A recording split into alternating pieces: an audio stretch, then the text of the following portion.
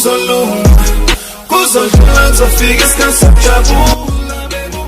Wala bafethu, shabu kunjani? Ngithembe ukuthi nigrand, ngithembe ukuthi niyaphila. Makuthi-ke usanda kusijoyina kuyona ke le channel, please ngicela wenze nje okulungile, ulike ivideo, usubscribe kwi-channel. Okunye okubaluleke kakhulu ukuciphiza i-notification bell ukuze ngaso sonke isikhathi mangiposta ivideo bese-ke uthola i-notification. Bafethu, ngicabanga ukuthi-ke sonke si-aware ukuthi i-Orlando Pirates njengamanje ayinayo i-head coach. Umuntu okhona njengamanje umuntu obambile, of which loyo uMandla Ncikazi. Sekuvelile-ke already ukuthi-ke uJose Riveros uhamba kwi-Orlando Pirates nje ingoba eseyojoyina i-club enkulu yase-Egypt, i-Al Ahly.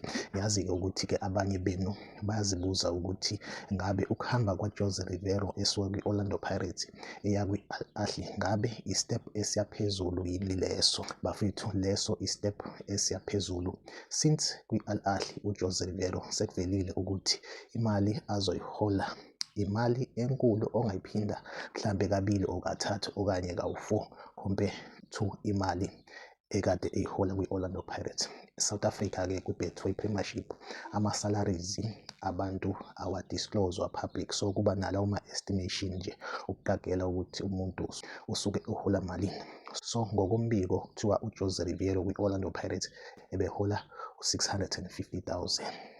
Kushiwo njalo, kodwa akusikhona ukuthi mhlambe iyona salary ngempela yini leyo, kodwa nje isalary okuyiyona ihamba phambili mawusearcha noma ikuphi u-650,000. So imali ekuthiwa-ke uzoyihola kwi-Al Ahly $135, of which leyo mali if uyizisa ngokwala eSouth Africa imali engango-2,400,000 namanekiniki. Futhi i-step leso esiya phezulu akehli but uyanyuka. Ne-experience-ke vele ikhona. Engicabanga ukuthi-ke i-Al Ahly ibonile amagalelo akhe ethatha ama-trophies kwi-Orlando Pirates. Ngithi uthatha ama-trophies awu-5 kwi-Orlando Pirates nakwi-CAF Champions League waphinde wenza kahle kakhulu. Engicabanga ukuthi ikhona okwenzeke ukuthi i-Al Ahly ibe interested ekuthenini-ke isayine umuntu onjengo-Jose Riveros. So bafethu, bekuzokuvezela nje ukuthi uJose Riveros uzohola imali ethe xaxa compared to imali ebeyihola